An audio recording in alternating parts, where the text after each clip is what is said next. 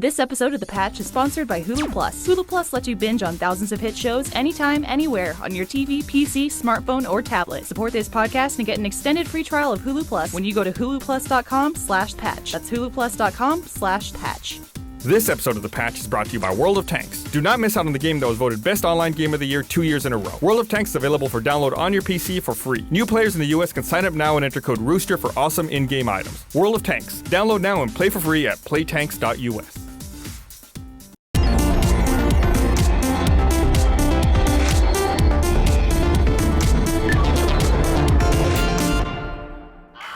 Hey everyone, welcome to The Patch with a last-minute run by Bernie Burns, not realizing that we're about to go on.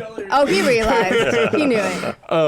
First of all, I want to start by saying Merry Christmas. Or Merry Christmas Eve, Christmas. depending Or on when you're Christmas watching it. However, this is pre-recorded. It is not Christmas for us. We are phoning in and faking our Christmas spirit. No, Christmas Some spirit. people miracle. are faking their Christmas spirit. I'm wearing a Somebody has all the Christmas spirit they need. Good God. What is that?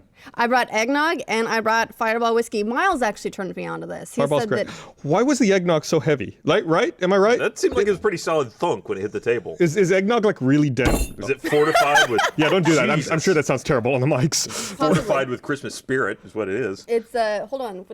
It's 64 fluid ounces. Is that heavier than milk? I don't know. I think that's volume. That's All not right, weight. look, I haven't had eggnog. I don't even remember if I've ever tried eggnog. What is an eggnog?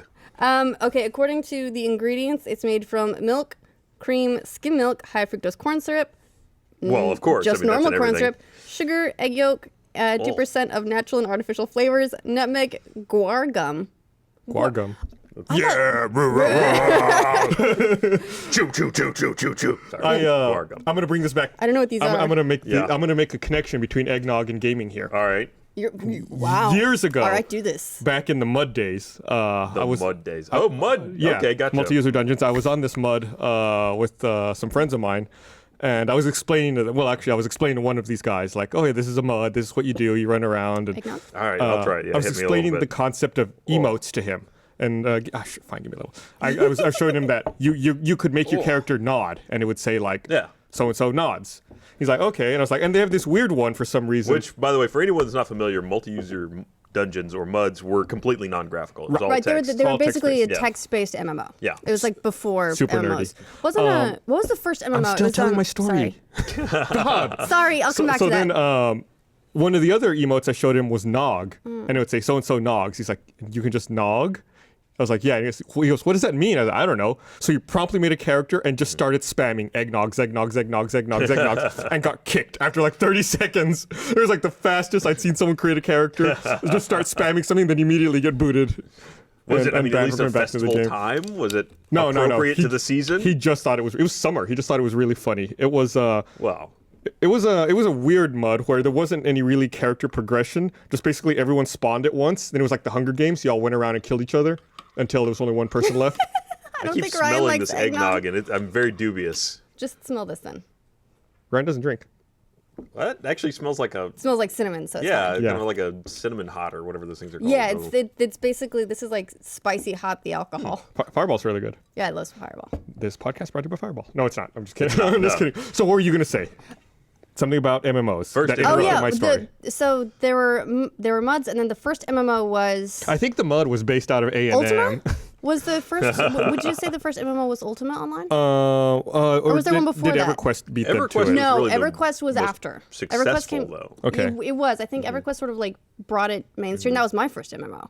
But think Ultima you're right. Online was definitely before. Yeah, I'm not. What I'm EverQuest- not sure of is if there was something before Ultima Online. EverQuest, you knew MUDs, or sorry, not MUDs, MMOs had finally landed, because that was the first game I remember where somebody died playing it. Where they just quit. You think some executive was like, "Yeah, we made it." They're Somebody committed. died playing it. Oh, well, I'm pretty sure that started. They were a its fun. pioneer. Yeah. There were a few people that did it with World of Warcraft where they just didn't leave. They just More? stayed in there. No. God. I'll drink that straight. I won't drink this. Here you go. Oh, yeah, thanks. Here you go. EverQuest actually resulted in me stopping splitting my phone bill with my roommate at the time, because he would play. As at the time we had dial-up. There was no broadband really. He would dial up and he would use our fucking phone line in our apartment 24 hours a day, 24 hours a day to play goddamn EverQuest. Finally, I was like, listen, man, I'm not chipping in for the phone bill anymore. I can't use the phone. Right. You're on it all the fucking time. At least share the internet connection. I ended up getting my own phone line for EverQuest as well. Really? Yeah. Like, I got a phone line to my room. I got a computer in my room. My grades slipped. It's weird coincidence. We were back in college. My roommate and I actually, we didn't give a shit about the phone, but we had just the shitty dial-up campus internet, which had I think 100 lines that you could dial into. That was 56K modem. So once you lost that line, it was open, and like once the 100 were full, you couldn't get it. So we dialed into it and just kept an open line to that, and then shared a 56K connection network. Yeah, that was good time. I remember it still blows my mind that you could apparently turn the speaker for the modem off. I'm just still like, now that I've learned that, I keep remembering everything going, oh my God, so much less like sneaking around I would have had to do if I had just known to turn it off. Or you could even turn it down. I could have done anything. It had volume. It could be M1, I think was low volume. I think M1 was just enable speaker. M2 might have been low volume or something like that. Somebody dig out one of those old instruction manuals. It came with the modem. There was a book usually that had. If you were really rich, if you were really rolling in it, you could do that thing where you could shotgun modems. Did you ever do that? Where you would have 2 modems in your computer and have a phone line for each, and then you could bond 2 56K connections. That was a very small window. Yeah, it's a very specific series of modems you could do that with. I want to say it was like Diamond Supramax 56K modems. That was at the same time where they actually started having cable modems. So it was that you had kind of the 2 options. Okay, no, this is definitely like after my core EverQuest time. Yeah, this would have been like 99, maybe 98. Yeah, no, I played in order to play that game because I got tricked into buying it. First of all, tricked into buying it. It was a total accident. How do you get tricked into buying EverQuest? I'm going to tell you. Okay, Gus. I'm prompting you for the story. So I was at a store. I was actually buying Lands of Lore 3. I don't know if you guys ever played that series. It was like a sort of graphical RPG, really shitty, but I was buying the 3rd one anyway. And while I was there, the guy at the store goes, "Oh, this game just came out. If you like Lands of Lore 3, I think you'd really like it." And I was like, hot elf chick on the cover, and I was like, I'm in. I had no idea what it was. So the sales pitch worked, like that desk thing, like, totally hey, worked. Would you like insurance with that too? Yeah, it was that, and I was like, I want to be a hot elf chick. Yeah, I mean, like this guy is like, whatever. So I would like logged in, and I was like, oh my God, there are other people. Those are humans. I had to upgrade my PC. I overclocked to 386 to play on it. Wow. I had the longest zoning time of anyone I know. You use that turbo button, like boom. I ended up overclocking it. I got like one of these 333 megahertz overclocking kits. Was it like the kind of processor that sat on top of it, or like the one that went in like the coprocessor slot? Yeah. This is like the Ghosts of Gaming Past podcast. Yeah. I mean, then gaming later led me to when I was upgrading a computer for my mom. I stole the hard drive that she bought and gave her like my little tiny one because I was like, she'll never go through like she'll never need 500 megabytes. Evil. And then I took it. It was great. And I was a shady kid. Yeah, and now like you've sworn off of MMOs ever since as a result. No, I swore off of them after Shadowbane. Number 5, I was like, what am I doing with my life? It's like you get to that point in The Sims where you're like, what am I doing? I'm living for fake people. But those fake people have a great life. But you could say that about any video game. They're in shape. It's They're true, but smart. it's like, games that like don't have an end. That's why I really like games where I'm like, all right, this is definitively finished and I can now move on. I can hear that. That makes sense to me. Speaking of definitively finished, still playing Captain Toad Treasure Tracker. Not How's done that yet. going? It's good. It's Have fun you game. haven't definitively finished? No, then. I'm still playing. Still going through. I'm still portioning out my playtime little by little so that I can enjoy it as long as possible. Nice. How do you portion it out? Do you do like a level a day? I'll do like what's your limit? 2 or 3 a time when I sit down. Okay. And then just like, okay, that's enough. How many levels are there? I've been through. I'm going off the top of my head here. I want to say I've been through about 37 so far. So obviously I was doing more than 2 or 3 a day for a while there at first, but I'm trying to slow down a bit now. Nice. It's still really fun. I've been Bernie and the boys have been playing Destiny like nonstop since Dark Below came out. So I haven't really had like a TV screen. They're all sort of in use. So I've still been playing Fantasy Life. I'm now 85 hours into that game. So the level cap in the base game is level 100. So in 85 hours, I'm 65% of the way there. So you're at level 65. Yes. Well done. A little conversion there. But there's also this DLC for it that I haven't got yet. And this DLC doubles the level cap. Ooh. There is so much game to this game. Didn't you say the other day, like, your people online threw you a party when you yeah. leveled as Okay, a paladin or so, something? yeah, so there's 12 different classes in the game. I've talked about this game on the patch before. So you can play 12 different classes, and you can switch between them at any time, and you can level each different class up and get new skills. And then when you you level up and you're like a fledgling, and then an adept, and then an Scrub. expert, and then you get master. And when you reach nice, Good. When you reach a master level, they throw you a party. And there's who's they? I mean, there's like a your guild? guildmates. Yeah, like your guildmates. And they throw you a party, and then they sing you a song. And the music is actually done by, believe it or not, Nobuo Uematsu. Who Really? Who's like famous for doing that like Final Fantasy music. He's like the JRPG composer. But there's these sort of like dorky little songs about like party music? about like being a terrible miner, or like not being able to catch fish, and just like really weird, cute, super cute stuff. And then it's got like fake credit sequences. So there'll be like production design, Eric. Yeah, he's the king. So the production design of your party was done by King Eric. And it just like goes through. It's super, super cute and charming. But what the game does really, really well, and I feel more qualified to talk about it now that I have 85 hours of experience, is its progression is so solid. Like you start out and there's this one area and there's so much to do. Then you progress the story like a mission or two, and it opens up these other areas. So it sort of like goes outward from there. But the progression is such that like there's so much to do, and then eventually you get to this like whatever class you're playing, say Paladin, you start getting quests to level up that thing that are like where you're like, where is this? I don't know where this thing is. And then you either need to switch classes and level those up, or continue the story on a little bit. So there's these little tiny prompts. You never feel like forced onward, but you're like, yeah, I think I'm ready. Like you've completed this area, you feel fulfilled. Yeah, like not even completed, because you will absolutely go back to those areas to level up other classes or do other stuff.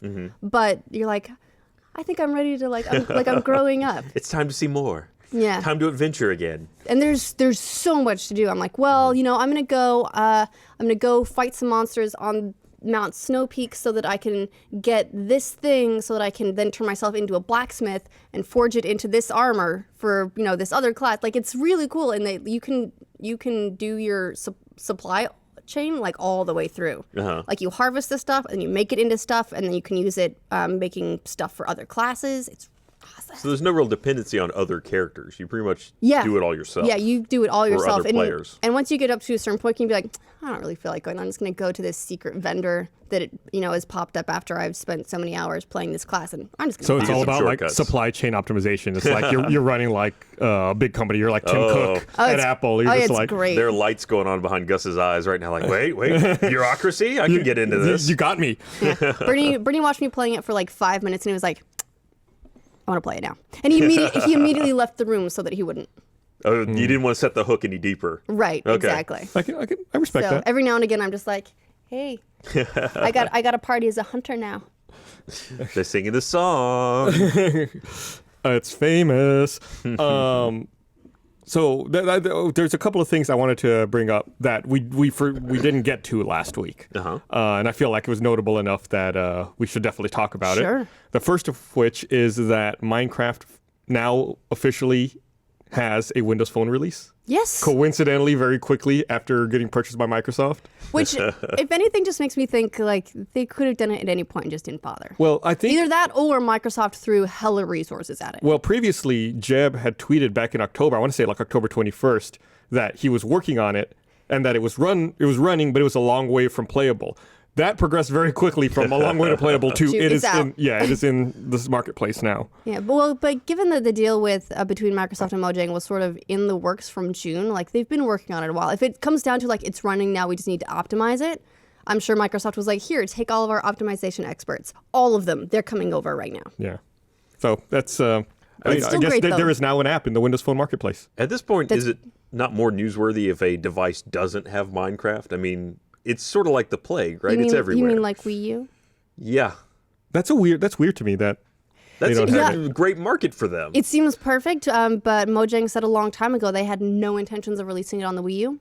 Well, I I gotta would say, love to see it on that platform. Like, I think it would be great. it's sad, but I mean, there's a lot of phones out there that probably have as much or better hardware at this point than a Wii U. It's the hardware strength has never been Nintendo's main focus. So, and Minecraft has classically been really terribly optimized. I mean, it runs like poo pretty much on everything, given enough. But it runs. I But it would, runs. I would say that probably the next thing for Minecraft to do is get off Java. Yeah, that would be great.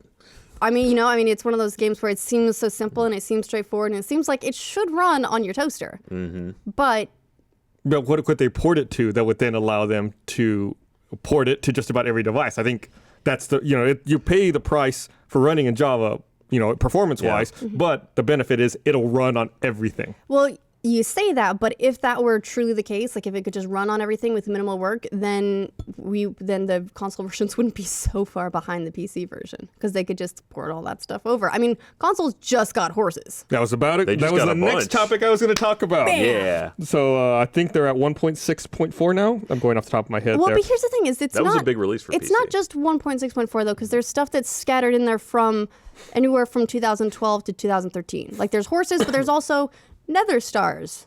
Nether Stars were in the PC version in 2012. Because you need them to craft beacons, which were Oh, that's also right, the beacons which are were now. also just added. Well, I think they did a lot of things that were those weren't necessarily relevant until beacons came to be. So, and now you need the beacons to do other things. So You do? I forget what. I will say it's funny when I There's a was lot. going through the changelog, I was looking at going hoppers and droppers, and I was like, what did those do? Mm-hmm. Because Bernie and the boys and I we play on a server together, and we've spent a shameful number of hours just exploring it, but we've never used redstone. We've never used apparently hoppers and droppers You've never or used beacons. redstone? No, sorry. The redstone where they use it, turn it into circuits for stuff. Okay. Like there's like pathways along walls to light Yeah. up stuff or whatever. We've never done any of that. Wow, that's crazy to me because when I played, that's essentially all I do is build circuits and automated What do you systems. do? I would love to know. I just don't even know where to Doors, begin. I mean, we Like have the big pressure thing I plates always for do doors. is a subway system. Subway, there you go. like dig Train tunnels system. with Can you ride on carts. your carts? Yeah, Really? yeah. Oh. And then you just automate it all with redstone. You didn't know you could get a train cart? No, I knew that you could put TNT in them. No, it's like it's the first thing I do is build a mass transit system because I don't want to walk all the fucking way to the side of the thing. I'll just have an automated train cart take me there. No, we just build a whole 8 billion underground bases. So we'll find a mine or whatever, build an underground base with a ton of chests, and then we'll eventually forge everything into blocks, and then be all right, we have 4 people, put everything in your inventories, and let's take it back to the You're like surface. locusts. You Yeah, just we've got go the- strip mine an area and then leave. We do. We absolutely do that. Yeah, I mean that's what Minecraft is to me. It's like the ultimate resource consumption. It's like you just decimate an area to get little things. And you Pretty take them much, away. Oh yeah, we learned the pinwheel mining method for diamonds. When we went all diamond, and we were like, yeah, it takes a lot to keep up Teddy, because he'll be like, oh, I fell in lava. Here's a new set of diamond armor. All right, Teddy, where are you? I'm here. in the lava. All right, here, I'm going to read this thing. I want to remind everyone this episode of The Patch is brought to you by Hulu Plus. Right now, Hulu Plus has all the current season episodes of your favorite shows like How to Get Away with Murder, Once Upon a Time, and South Park. And Hulu Plus has all of the past season episodes of It's Always Sunny in Philadelphia, American Horror Story, Key and Peele, Parks and Recreation, and more. Hulu Plus works on your computer, smart TV, Roku, Apple TV, Xbox, Wii, PlayStation, pretty much any streaming device you already own. With Hulu Plus, you're in total control to stream as much as you want, whenever you want. Binge watch all the shows you're behind on or discover a new one. For only $7.99 a month, watch your favorite shows anytime, anywhere. But we're hooking you up with a 2-week free trial when you go to huluplus.com/patch. 2 weeks are better than one. Be sure to go to huluplus.com/patch so you get an extra free week and they know that we sent you. That's huluplus.com/patch. It's right there on the screen. And oh no, it's gone. It disappeared. It was You on can the go- screen. You can go there, watch stuff on any device. It's much like Minecraft. It is spread to every possible Except better device. you already own. Except Wii U? Yeah, except it's No, is it on? It is on Wii it's U. everywhere. Yeah. Nice. We were talking about Minecraft and Microsoft, and that actually kind of made me think of another item that we missed last week. It's that Microsoft is now accepting Bitcoin in Marketplace. How prevalent is Bitcoin? Is it one of those things where they're accepting it because it's almost like a stunt to accept it? Or are they accepting it because, do people use it? If there's not many places to spend a Bitcoin and you're one of those places, you'll probably see good benefit from it. Do people spend Bitcoin? Like, I think know that so. they mine Some for it, do, and I yeah. know that people, like, collect it. But I've never seen people spend it. I've never met anyone who has I Bitcoin. tried to convince the people here at Rooster Teeth, the store people, that we should be accepting Bitcoin. They laughed at me and said no. It's been an ongoing discussion. I tell them all the time we need to do it. Look, I mean, Bitcoin's great right now. Well, I mean, it comes and goes, but the good thing about getting Bitcoin is when you take money in as Bitcoin, its value just goes up while you sit unless with it. it goes down. Unless it goes down. Which it can. And has. Yes. Especially when they lost a bunch of it. I wish I'd had Bitcoin in like 2012. Yeah, that would've been great. All I'd want is like one Bitcoin. I'll just take this one Bitcoin and now I'm a millionaire. Yeah, now it'd be worth, well, thousandaire. I mean, and at least as far as, the Microsoft store is concerned. Well, it's a weird thing because, like, a Bitcoin, right now they say basically the electricity and power required to generate to mine a Bitcoin is roughly equivalent or more expensive than the Bitcoin's value itself. And you can't, because it used to be you could do mining and you get a full Bitcoin. Now you get like a fractional one. Right. But a lot of people have started taking it as currency. I don't know a lot of people that are returning it as currency. So they're just collecting it and sitting on it. Mm-hmm. There was actually, there's a website called Stuff You'd Want or something like that that had a machine that was basically an ATM where you could roll up to it and put Bitcoins in. Well, I mean, obviously a digital representation, and it would give you out cash. Of course, the thing itself costs like $7,000, so I don't know why. Yeah. Well, what point the crossover there for being, financially responsible would be, but Yeah, during South by Southwest this past year, several companies tried to have like big marketing stunts where they set up Bitcoin ATMs around Austin. And in fact, I think there's still one down at the Dominican Joe's at Riverside and Congress. I know that place. They do good coffee. Well, they have a Bitcoin ATM if you'd Good like to to go transfer some Bitcoins got to turn them into real money. from your non-iOS device app. They're on everything but iOS. Yeah, Apple will not approve Bitcoin wallets in the App Store. I noticed a weird thing. So with iOS, you can't buy stuff on Amazon, or like you can't buy a Kindle book for Amazon. You can buy other stuff, I guess, but not Kindle books. So most places will tell you if you want to make a purchase, use your web browser, go to the website and make the purchase. That's exactly what it's- Amazon does. They're like, if you want this, we can add it to your wish list, and then when you're somewhere else, It's the same you way can go with ahead and- the Audible app. Okay. You can't actually purchase it. You can see your library, but you just have to open Safari, log in, buy your stuff, I and love then it that shows up. you can still do it on the phone. Yeah. You just can't do it through in an the app. Yeah, because then Apple would take a percentage of that. So weird. Got to get that cut. That's how Yeah, Apple I think survives. it used to be that you could do some of those transactions directly in app. Then Apple became a lot more strict about enforcing that rule. It's weird to think about that, like with something like Steam, where Apple would take a cut, and then Steam would take a cut, and then the developer would get their cut. Yeah. Well, I mean, all these services, to be fair, all those services have to be supported by something. I mean, Sure, of they have course. to have some kind of money. Bitcoins. Or Bitcoins, whatever. Money or Bitcoins. Or Bitcoin. What if- That's a currency. Some shiny seashells. It says coin. That's a tongue twister. Now, Bitcoin is a currency that doesn't actually have like a base, right? So Yes. theoretically, like we're like the U.S. is a gold-based economy. Not I mean, anymore. it's only theoretically a gold-based economy because people think it's backed by gold, even though it's backed That's by faith in gold. Pretty true. Trust yeah. in backed- the it's backed by Federal Joel. Reserve. But Bitcoin is just like, no, it's just worth whatever we decide it's worth, right? Well, I mean, it's worth whatever the market will bear for it. Is one of those weird things. But yeah, no, it doesn't have like a physical currency that backs it. It's an entirely digital currency, which is weird because it's worth the time it took to create it.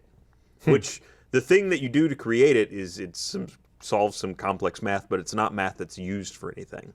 Like it doesn't do There's no anything. benefit. Like Yeah. it's not like doing cancer research. Right. It's not like SETI or anything where it's actually Do people processing. still do folding at home or anything like that I anymore? haven't heard about that in forever. I remember that was a big deal. I would leave my PS3 on for weeks at a time, and I felt so good about like wasting the electricity because I was like, I'm helping cancer. Yeah, and you feel like consoles and computers are much more powerful now that you'd be able to Right. Just find like stuff and like solve I would, shit so I much would love quicker. I would love to fold. I've got a couple machines. I'll just leave them running. fold I at wanna- I wanna home, help. at work, Looks wherever. like SETI at home still exists. That was the SETI, which is I can't remember. Search the for acronym. extraterrestrial intelligence. There you go. They had an app for a long time that you would just do the same It was thing. it was a just sort of screensaver. improve it. Okay, and that what- would Yeah, run that's on right. on your computer. Okay, so what exactly do they do? Like, it's not like your computer's sending out beacons. They got a big radio telescope just pointed at the sky, and then your computer just is used to decode the signal, like to analyze the signal, looking for Okay. any See if there's anything okay, unusual gotcha. or anything Okay, like that. that yeah. actually makes a lot of sense. So we were talking about the App Store, and it actually, again, this is the show of connections. It made me think about something else I wanted to talk about. Like it's like we're one brain, Gus. Oh God. Which is I'm left out of the I unibrain. am apparently your inner goddess. yeah, except the other side of my brain keeps cutting off my stories. You need to have that link cut. And now this other brain. All the Final Fantasy games and Dragon's Quest games on the App Store are like 50% off right now. I think now through January 5th, I want to say. Let me look up the exact date, which is good because now they're priced reasonably. Because normally they're expensive as fuck.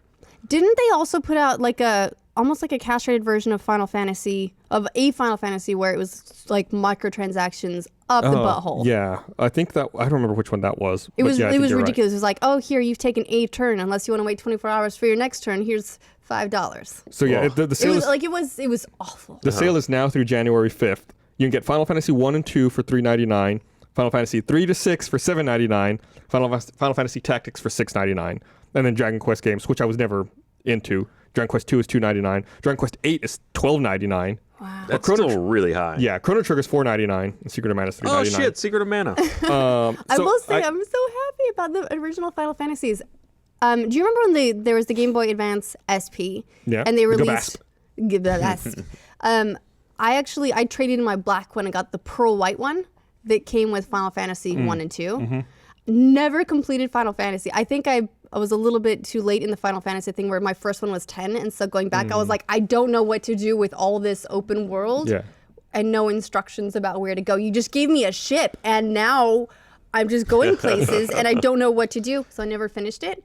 Maybe now that it's on the phone, I will. Yeah, I think unlikely, but I'm going to try. I think the Game Boy Advance SP is the first time I played Tactics, and I had a lot of fun with it. In fact, when I read this story, like I immediately stopped my work. I was compiling stuff to talk about, and I opened up my phone and downloaded it. I still think it's too expensive. I think their prices are ridiculous. But this is on sale, 50% off. Normally, that's ridiculous. Their stuff's really expensive. I would say this should be like $5 tops normally. Their mobile pricing strategy is crazy to me. So if you like any of these games, now they're almost a reasonable price. This would be the time to get it. Well, I mean, I imagine... Or consider waiting until Christmas and spending all that Christmas dollar from grandma. Yeah, I bet we're going to see the explosion of digital sales coming right after Christmas. We're trying to cash in on all those people that got gift cards and whatnot. Right. So I guess at that point, they already made the money. They don't really care if you buy anything with it. Yeah, that's true. But the real value of a lot of those places is getting you in the ecosystem. That's true. Once you've bought your first Steam game, it's easier to buy your second and third and fourth Steam games. And same with Xbox and PSN, just no matter the App Store, once you've done it, it's like you're in. Yeah, so using the example of the App Store, Apple sells you the iTunes gift card. They don't care if you redeem it, but there's all those retailers using it as a portal who do care, and they're the ones who will run the sale. It's like all this money's out there that Apple has already taken. Now let's take it from them. So I totally get it. Well, I mean, Apple would have an interest as well. If anybody getting a new iPhone, they want to hook you into that ecosystem, just like Ashley said. Yeah. So the device needs to be supported, or it will die. So there was actually other Final Fantasy news as well. The Square released some Final Fantasy 15 footage, which looks like a giant road trip. Yeah, it's like a road. It's like a 4 dudes driving around in a car and then with occasionally giant fighting. swords. Yeah. Oh, that's pretty. Sometimes monsters. It's gorgeous. Sometimes soldiers. I have to give Square Enix a lot of credit when it comes to Final Fantasy. Sometimes their formula gets a little bit tired, as evidenced by the Final Fantasy 13 trilogy, which I played regardless. But they're really good at making beautiful games. Yeah. Oh, look, they left the road eventually. Good. Well, you got to off-road I was worried eventually. for a minute Otherwise, there. what kind of road trip is it? They did show, I guess, the version of Sid for this game, which is a woman now, no longer badass. the burly man. If you saw it, she just went by the screen there a few seconds ago. I did. She's a mechanic. She's all dirty. It's not the dude with the big beard anymore. That is one thing that I really like about Final Fantasy is there's these characters or just names or just these concepts that thread through all of them. Mm-hmm. There's always a Sid. There's always chocoboos or chocobos. I always like to call them chocobos, but I had a friend who called them chocoboos, and I thought that was the cutest thing in the world. That's also totally wrong. It's totally wrong. It is absolutely wrong, but it doesn't stop it from being totally adorable. Gus says no. A firm shake of the head from Gus. No, I like this hat.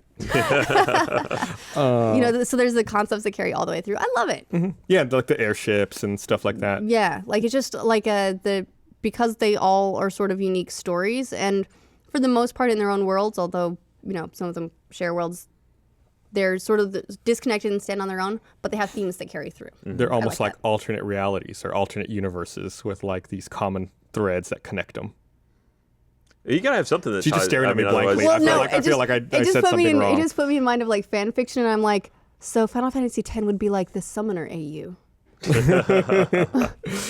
It's a whole, like, it's blowing my mind a little bit. It's a whole new way to think of it. Well, it's a weird kind of thing to do, is make a sequel of a game but not have it be a sequel in any way story related. So yeah, they kind of have to tie the series together. Otherwise, you're just making new games, another Quest 4 instead of another Final Fantasy. Yeah, you know what I wish they would make? I wish they'd make another Final Fantasy Crystal Chronicles. I forgot about that game. One of my favorite games on the GameCube GameCube, and you had to, in order to play it 4-player, everyone had to have their own Game Boy Advance or SP, and a special cable that by itself cost like $20 to plug from the GameCube into the Game Boy. So this was an expensive setup, but if you could get like 3 other friends together and play it, oh my God, it was amazing because everyone would have. Jeff. Oh, so good because everyone would have a different map, like on their Game Boy screen. So you'd have someone with a treasure map, someone with like all the monster details, someone with the actual dungeon map. Wasn't there also secrets like there was some stuff you didn't want to share? I don't remember that, but I remember it was very much about coordination. Maybe Jeff and I were just assholes, and like we would fight over what information. Yeah, we no would share. treasure that way. Don't worry about it. Likely. Yeah. But it was cool too because you'd have like to cast spells. In order to cast like there's like fire and then Fira and then Firaga, you'd have to do timing. So all 4 of you would be casting together, but you'd have to cast different things like with different beats. So you don't cast at the same time. You'd have to cast like in a pattern. It was amazing because you'd like do like, all right, go, and then you'd get it and you'd be like, yes! It was like the ultimate like victory of teamwork. Or the ultimate ire. You muffed the spell! Yeah, except for like the one poor asshole who had to carry the bucket. Oh, the bucket. Because there's like so it's like the whole world is like all kind of poisonous, sort of. But then you get a bucket that like casts a bubble. And so someone has to carry the bucket so the bubble moves with you. So the bucket was the best item they could find to enchant with this don't make the world poisonous spell. So it's easy to pick up and you take it, but the problem is you can't do anything if you're carrying the bucket. Right, so you can put it down and then you can fight, but while it's put down, then the bubble's not going to move. So you guys can't move. Oh, okay. So you don't have to just carry it the whole time. Right. Yeah, that would and be there's a really shitty and there job. was a single player version of that where like a Moogle would carry a bucket for you. Mm-hmm. But I never bothered to play a single player. The co-op was so good. Yeah. Well, you apparently had friends with the hardware to support your need. Yeah, I did. What's up? No, I was there too. I feel you. So I guess I feel like this year, I think we talked about this maybe last week. This year more than previous years, we've seen a lot of broken games ship. Yeah. And it's really come to light this holiday season. And just a few days ago, I guess 343 announced that they're going to be giving people who bought the Master Chief Collection a remake of ODST as part of the Master Chief Collection. A remake of the single-player campaign. The Correct. Yes. Firefight is not included. And that'll be out this spring. And they said they were going to do another Relic. map. Yeah, Relic. That Yeah, was a it. remake of Relic, Yeah. which they also said both of those projects were not on their roadmap originally. This is entirely just a we're sorry makeup kind of present for people that played between November 11th and December 19th, I think. I think that's right. Yeah. So the cutoff is already. So a lot of people were confused about what they said you have to have played online. And people were confused about whether that meant you had to have tried to play multiplayer or if you just had to be connected to Xbox That's a good Live. question. The answer is you just had to be connected. That sounds, Okay. yeah, that seems right. Because they just need to log your activity and know that you did play the game. That you in suffered. Yes, they had to know that you were among the suffering. That you bought the thing and then couldn't play it. Yeah. Couldn't use the thing. So I I guess think it's that nice means- though. But I mean, I don't know. Like, it seems weird to me that they can turn around ODST in like 2 or 3 months when it wasn't on their roadmap It at is all initially. a little suspicious. Like, Right. I wonder if they were saying that it wasn't in development, it's now in development. So it makes me wonder if it was sort of on a future roadmap, like down the road, and they've sort of brought that up and made it free. I imagine they probably or not. Probably ODST was based off the Halo 3 engine. Yeah. So the engine is already there. Like they just got to flip the which if you remember with Halo 3, that's the one that they didn't really update the graphics that much. So all they've promised is they're going to deliver it on come next on. gen. Halo 1 They and added like Halo 3. grass. I don't think they did in No, Halo 3. no. Wait. Halo 1 and Halo 2 were on original Xbox. Halo 3 was Xbox 360. Yeah. They had to have updated it. Halo, I think they just took it. I don't even know that it hit Halo 1080. 2 was on 360, wasn't it? No, Halo 2 was original No, Xbox. really? Yeah. Oh my god. Halo 2 revolutionized Xbox Live. Wait, so was it Halo 1? You're right. 2? Oh my god. Halo 1 and 2 both got anniversary editions. No, then it was 3. Then it was ODST. Yes. Is that right? 3 bridged, I believe. 3 bridged between ODST, or between Halo 3's release and then the eventual Halo 4. But they didn't really do a lot of update to 3. I mean, it looks pretty much the same as it did before, only now in 1080. So I imagine they're not going to do a lot of updates to it. They're just going to port the game into the engine, which they've already done, essentially. Right. They'll probably do a couple of minor touch-ups and then let it go. It'll probably just go out the door. So I don't expect it to be anniversary treatment. It's going to be just ODST at 1080. Okay, Well, I think I was getting confused because in my head I was trying to put Halo Wars in there. Oh, yeah. Halo, Halo 2, Halo 3, Halo Wars, then ODST, then Reach. Yeah. Okay. That's right, Reach. Sorry, I forgot about Reach. You know, it's one of the weird things. I was reading sort of feedback on that announcement. People were like, "Why wasn't it Reach?" And I was like, "You assholes! They're bringing an entire game into this and giving it to you to say sorry." And you're like, "This one, I wish it was the other." Well, of course people are going to complain. I know. It's just like there's this very weird line between, of course, we don't want broken games, and it's nice to see studios that are willing to give up what would be, a big profit for them. I mean, Ubisoft kind of did a similar thing where they give away one of their recent games to people to apologize for AC Unity, and so it's nice to see companies willing to apologize by giving up that potential future revenue. Mm-hmm. But there's a hard line between that and gamer entitlement, which is also stronger than ever. Well, So that again, my other half of my brain, you've made a connection for me. I guess I had forgotten about this. I don't know if you remember. There was a class action lawsuit against Sony claiming that Killzone, the PS4 Killzone title, didn't have the graphics that were promised. Yeah, they were saying that that it was marketed as a 1080p title. It was marketed as, and the quote is, razor sharp 1080p native resolution. Right, and it's not. No, they say it in multiplayer, which I did play a little bit of multiplayer, and it wasn't horrible, but yeah, it was. So motion blur got a little out of control. Right, so the single player is 1080p, but the multiplayer is not. Is that the way it ended up? It just doesn't run well. It's not native. So it's not razor sharp is the problem. So yeah, the game apparently uses a technique, and I don't understand what this means, so don't get mad at me. It uses a technique called temporal reprojection, which combines pixels and motion, I think there's a typo here, and motion vectors from multiple lower resolution frames to reconstruct a full 1080p image. So then it says, if native means that every part of the pipeline is 1080p, then this technique is not native. So I guess Sony had a bunch of rebuttals trying to get it dismissed, and they were all thrown out. So except for that one. Except for one, saying that, and now the judge has said that the plaintiff needs to prove that they can allege that he or other class members suffered non-economic damages. So they need to prove that they were actually damaged somehow from this lack of 1080p so I razor hope sharp that if anyone resolution. out there, they played the game and then it sent them into an emotional death spiral, or they need to have video of them hiding in the corner crying to prove damage. Yeah, I will say that I think that it's good to see companies brought up for misleading advertising. I think that companies could do a lot more to be transparent about what it is that they're selling and what it is that you're getting, because there's so much pressure to hype up a game because they're trying to make so much in sales now. I get the pressures there to toe that line, but you can't cross it, and I think there should be consequences if you do. Yeah, I think we had talked about this specifically with Blizzard when Diablo 3 and Warlords of Draenor commercials were on TV constantly, and I pointed out that you don't ever actually see gameplay for either of those games in the commercials. My wife saw Diablo 3 commercials on TV and she said, "Why don't you play that game? That game looks really scary." I said, "I did play that game.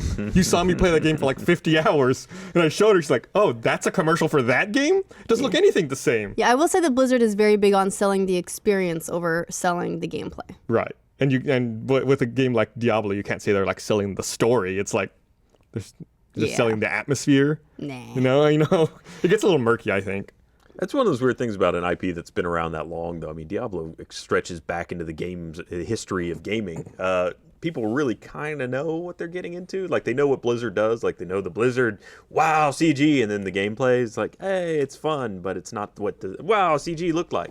Yeah. It's a known thing with Blizzard. Core gamers do, but a lot of us also, we've been so immersed in game culture for so long. You were like, yeah, of course, I remember the original Diablo and the gameplay and all that sort of stuff. But as the industry gets bigger and bigger and more like mainstream and more new people are coming into it, they don't necessarily know that. Yeah, that's the key, I think. You hit it. New people. The people who don't know. Yeah.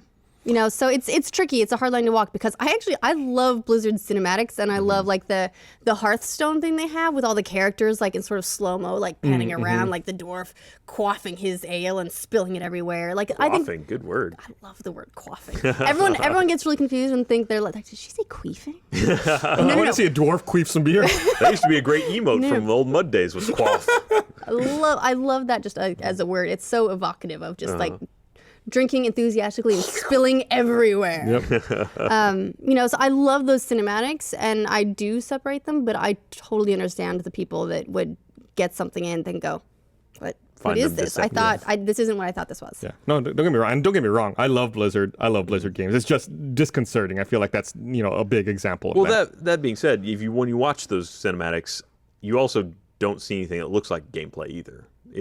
You don't see anything that normally associates with gameplay. You don't see reticle, you don't see HUD, you don't see anything that makes you think that your reasonable expectation that is what I'm going to play. That's true, although there's also an increasing trend with gameplay trailers in general, where gameplay trailer just means it's in the game engine. That's true. Like it's from different perspectives. Right. It's not like you will if the whole time you play this game, you will never see that. Because like it's from out here where it's like panning down and doing all this crazy stuff. So it's rendered in engine, which makes it gameplay, but it's not the exact gameplay experience that you'll have. Right. It might be recammed or something. Here, I'm going to read this other thing. I want to remind everyone this episode of The Patch is also brought to you by World of Tanks. Have you played World of Tanks? It's the free-to-play game with over 85 million players worldwide. World of Tanks puts you on history's greatest battlefields. Jump into battle today and command over 300 historically accurate tanks. Team up and tactically eliminate the enemy in 15 versus 15 armored warfare. Over 85 million registered players worldwide have joined the global phenomenon.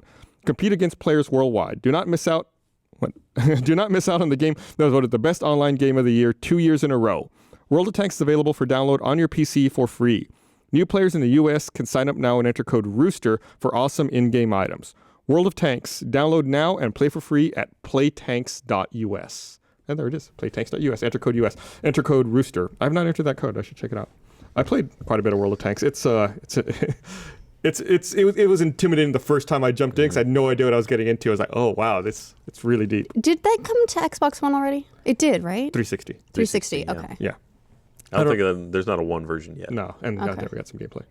It's fun. I love war games. I love war. Well, this makes me think a lot about just World War II games in general because a lot of the tanks are I just based around like that time in this frame. like you're just a tank, right? Yeah. It reminds me a little bit of, remember when I first tried playing EVE Online, I spent like 5 hours creating my pilot. Mm-hmm. It's never like more than a picture about this big. Yeah.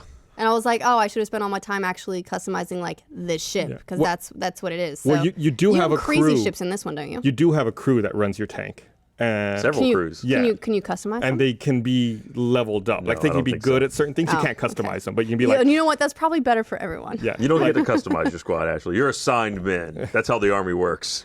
But you can send them into the barracks. I wish Private Johnson had a slightly smaller nose. But as they play, they get better. They can reload maybe a little faster or do things like that. Anyway, so I never played Resident Evil Revelations 2. The one that they're going to be porting and coming out this spring, but I guess they released the cinematic intro on their website or on YouTube the other day, and I don't know, it just doesn't look that great. Like I don't know that they didn't spend enough time redoing the textures or redoing the way it looks. It just looks like it's up-resed maybe. I really liked the Resident Evil remix they did for GameCube, but outside of that, I'm not really a Resident Evil girl. Oh, really? You strike me as someone who would have been really into the Resident Evil franchise. Zombies. You don't like zombies? No, I never play zombies. No In fact, zombies, huh? I mostly, when I play, like for the GameCube versions, I mostly had to watch someone else play because I had whenever there's like a jump scare or whatever they call it, I tend to do this. Die horribly and then get furious because then I have to go through it again, and that's it. Like even if I know that scare is coming, it still terrifies me. I'm also a hoot in horror movies, by the way. Oh my God. There was not related to games at all, but related to scares. I saw this GIF on Reddit the other day, and it made me look up the original video of this guy in an orchestra who, what he does is just slam down a giant hammer. I saw that yesterday. And like you can see the people around him, like the clarinet player, like every time he slams down the hammer, the clarinet player's like, and jumps. And there's like another, I think, there's one guy, he's like plugging his ear and he's just like, he knows it's coming and he's like trying to play. And then it comes and like, this guy's got this giant hammer. It's like, he's got, was it Mjolnir? Yeah. Uh-huh. It's this giant hammer. And he also like, he slams down and he's like, it's like this is what like this percussionist has been waiting all his life to just slam the hammer. And everyone around him has like the orchestra version of PTSD. Oh yeah, yeah. Everyone was. There was actually a story in that thread on Reddit where someone else had been in an orchestra like that. They were talking about the first time it ever happened in a rehearsal. The orchestra didn't know it was coming, and so they were like suddenly noticed that the director guy who runs things. The conductor. The director guy who runs things is the technical term word. Yeah. He suddenly like started getting this smirk on his face, and they're like, "What's this?" And then suddenly just this crash, and like people in the orchestra like screamed and shrieked and like fell out of their chairs because they weren't expecting it. And every time they played it afterwards, you could see everyone would be coming up and everyone could hunch over a little The whole bit, wind section just like cowered bracing in themselves. terror. I gotta say, like if I was in percussion, I would want the Thor hammer. Yeah, absolutely. Well, speaking of Mjolnir, or how is it pronounced? I think you nailed it. Yeah, nice. What? Halo. Oh yeah. I was like, what? I figured it was Halo related. Yeah, so we got a chance to play the Halo 5 beta. In fact, I did some streaming on the Rooster Teeth Twitch account. How'd the stream go? Good. I was only able to do it for an hour because we had another stream going on out here at the same time. I didn't want to bother them. So much streams. But it was good. It's fun to get in there and play. It's obviously How'd you think it felt? It's fast. It's a lot. I feel out of place because the controls are so different. I'm still like trying to learn and get the hang of it. I got to play through one game, and it did feel Halo-esque, but it definitely felt different. The controls are totally redone. I mean, I flipped mine to green thumb, so it pretty much maps to the same thing. The controls were pretty familiar, even though I kept doing wrong things for grenades and zoom, but that was Grenades just because always of get me. It was just from other games. I'd been playing something else recently. The one thing that was really weird or kind of disconcerting to me was the aim down sights, which is now you can aim down sights with any weapon. Yeah. But it still does a thing like it has always done where whenever you get hit, you lose that, which is kind of weird versus all other FPSs at this point where you normally, if you're aiming down sights and someone hits you, you're still aiming down the sights. At the same time, though, it kind of should knock you out of that, right? I don't know. I mean, you're hitting your shield. You're a super soldier. Come on. Suck it up. Keep your gun up. Well, right now, since we're still in the early part of the beta, I think the beta doesn't officially launch till the 29th. Correct. There's only 2 maps available at the moment. And it's the 2 that we saw when we went out there to cover those were launch. great. We did a hands-on. Was it earlier this month? It was in November. November. Oh my God. I was going to say, it seems like it's been longer. But I thought they were a lot of fun to play. The ADS change is definitely significant. People called that out a lot. A lot of people aren't happy about it. Really? Just in terms of like they're saying that it doesn't seem quite like Halo. It seems a little bit more like a Call of Duty ingredient. But it's weird. I would say that playing it, I still felt very Halo. The ADS is, aim down sights is there, but it doesn't feel really like it makes it terribly more accurate than if you're just using the reticle traditional style shooting. Yeah, I felt like it was totally fine. When I was playing it, I did use it a lot, but I also come from, like, when playing shooters, I come from more like a Rainbow Six background, where I'd use that sort of thing a lot. So, like, I used it almost, like, automatically, and I didn't realize at first that was kind of a new thing. Yeah, it's no, so it seamless didn't alter with current generation games. That the rest of it, I'd say it felt very similar. It almost felt more Halo 3 multiplayer than Reach than it did Halo 4. It didn't something very stylistically different about 4. Personally, I feel like it was a lot more akin to 4. I feel like 4 was more sped up. 3 was definitely a little bit slower. Yeah. Or Reach, I guess, would be the next. Yeah. Reach and 3 were fairly compatible. Yeah. I don't know. It's still. It's not like Call of Duty snappy. It's still got much more measured kind of tactical engagements, unless you're playing something with no shields. But it's not that snap kill kind of thing. Yeah. You've got a couple hits to move out of the way and adjust. During our stream on Friday, we actually got a matchmaking game with Stallion 83. Really? Really? Yeah. Oh, that's great. And he was streaming at the same time as well, so I loaded his stream and was watching from the other perspective, which was really That's funny. awesome. Streamception. Yeah, we were trying to get Blaine to do the ground pound kill on him, but Blaine did not manage to get a ground pound kill on him, Well, there's a surprise. which is one of the new abilities. Right. There's a whole host of them. I had to print them out and have them in the room with for reference. What do you think of the new kind of movement? You got the boost. Was Yeah, really the... I think it's great. I think it's really cool. I mean, and you can do several things. So it's like you can boost in different directions. They also have what they call clamber, which allows you to reach up and grab and pull I like up on that the more ledges. than anything. That's great. That's the big one for me. It's like the other ones, when playing, I didn't spend enough time playing to really experiment with the boosts in the different directions. But like missing a jump and then not, that's great. Also, It surprised me the first time it happened. I just was like, oh, thunk, and hit my face on the thing, but then he climbed up. Oh, okay, I'm That's good. cool. Got it. Yeah, the shoulder charge is also really neat when you're like dashing into, like if you're dashing around a corner and you suddenly met with people, you just can immediately shoulder charge and get like an even quicker melee in. Very reminiscent of the Titan actually from Destiny. It's felt very similar to that. I play Titan in Destiny, so maybe that's why I like it so much. Yeah.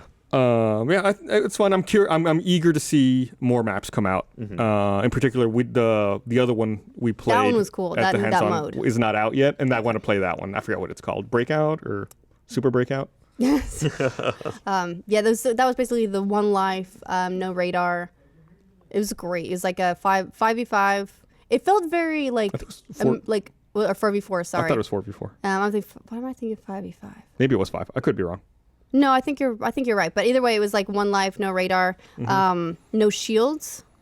And it felt, like it was like SWAT. Yeah.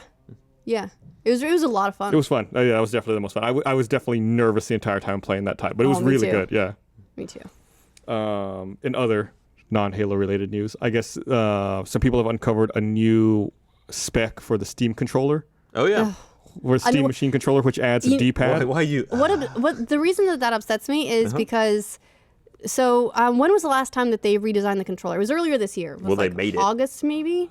I'm not actually 100% sure when it was, but and that was when they were like, yeah, you're not going to see it this year, sometime next year. So the reason is because if they redesign it again, that just keeps pushing it further and further and further out. And it's like I want to be excited because I really like Valve, but the continual delays and being like, we're making a revolutionary controller. Just kidding. We're slowly adding in the things to make it exactly Hey, look, normal now with controller. analog sticks. Like it just makes it a little bit harder to just like keep the hype up. Well, Doug Lombardi did say that they would have a significant Steam Machine presence at GDC this year, and that we would probably be learning a lot more there. I kind of wondered if, it seems like there was a big ramp up to this whole Steam news, and then it just disappeared. And I kind of wonder if Valve didn't sort of encourage that, to just like bring it back, and then whenever they're ready to have a big launch and actually have something they can start putting in people's hands, then the PR machine can ramp up again. Like right now, there's nothing. Like you can't carry it for a year and a half on no new interesting developments. No, I totally get it. It just would have been nice if they had, I guess, done a little bit more of that user research before hyping it in the first place. That's a good point. Yeah,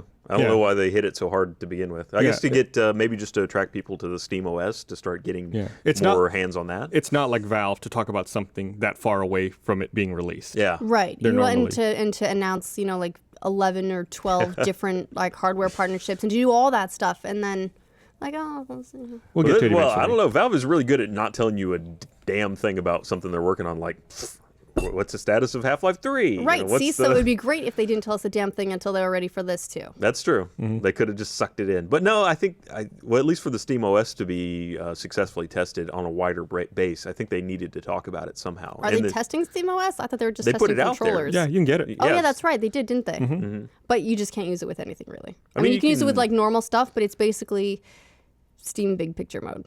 It is, but I think the main development the big takeaway there was that they needed to get developers on board with doing SteamOS. Sure. So they had to get SteamOS out there, and they had to get people interested in using SteamOS before there was a hardware support for it, and then they had to have people make games that will work on it. You know what I would almost rather at this point? Because the Steam machines, they're not as strong as a normal gaming PC, and a lot of them are going to rely on streaming from PC anyway, because they're going to be Linux based, and because there are only so many games that run natively on Linux that a lot of them are just going to have to be streamed from your Windows or Mac PC in the first place. You know what I would really rather see? I would love to see an app on PlayStation consoles and Xbox consoles, a Steam app where you can stream your Steam games. That would be neat. I mean, if they've already got over home network streaming, it'll never happen. It just won't. No. It will never happen. It will never happen. But It'll never happen because that's But I would competitors. love to see it. Yeah, I mean, I can't imagine Xbox or Sony are approving an app that lets you play games on a platform that isn't there. They won't. Right, it was selling a platform that's selling games and making money They totally won't. autonomously. I just want to, because it seems weird to buy a PC that's going to do nothing but stream from another Well, PC. now that we talk about this, now I want to build a headless server and just stick it in my attic or something that I can stream games from. It's Good, yeah. a Right. computer I never see and never doesn't take any space in my house, but I could stream to my Shield, or I could stream to a Steam machine in the living room. I could stream anywhere I wanted to. Yeah. That might be a holiday project. Now I'm All right, excited. there you go. So we talked about this next topic earlier this year in the Wait. patch. Where'd the hourglass go? Oh, we didn't have it today for some reason. We just got it right there. Look, Because it's almost full. we're running freeform today. Yeah. So Bandai Namco changed their name again. The company formerly known as Namco Bandai Right. changed their name to Bandai Namco, and they changed their name to Bandai Namco Entertainment. So- and they said the rationale was they didn't want to be penned into just games. They wanted people to be aware of their full suite of stuff they work on. It's like, your old name didn't say games in it, dude. You could have kept it. In fact, I would more associate that with other things, I think, before game. Yeah. I don't know why. But there we go. They've It changed their reminds me name. of cartoons. So in a couple of months, I'll just switch it out to B&E. Yeah, why not?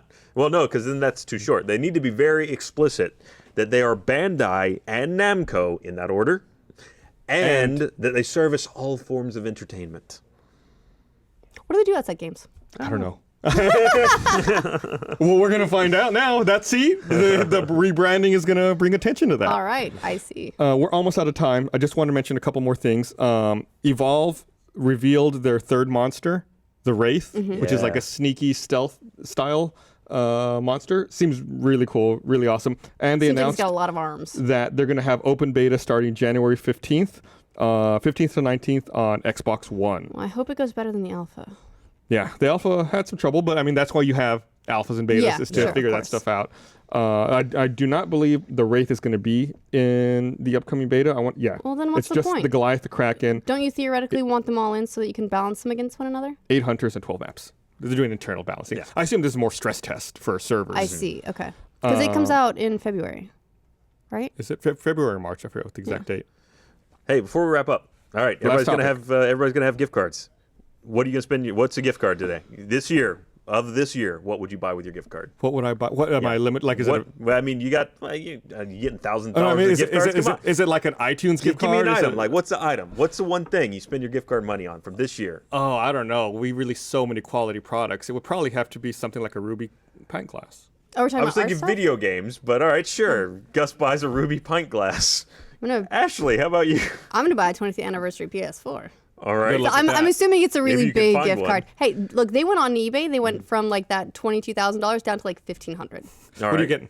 I'd say, well, I mean, not me, but I think I'm gonna pick up a Shield. Actually, Oh, that's they're my next great, thing. yeah. But if I had to pick a game right now to buy, I'd say either Vanishing of Ethan Carter or Far Cry 4. Great. Go get them if you got Steam money or if you got other money. All right. Well, thanks for watching, everyone. We're wrapped up here. Merry We'll Christmas. be back next week, live like normal. Hope you enjoy your holidays. Don't drink Merry eggnog. Christmas. Happy Hanukkah. Have I'm fun. gonna save my theoretical discussion for then. All right. All right.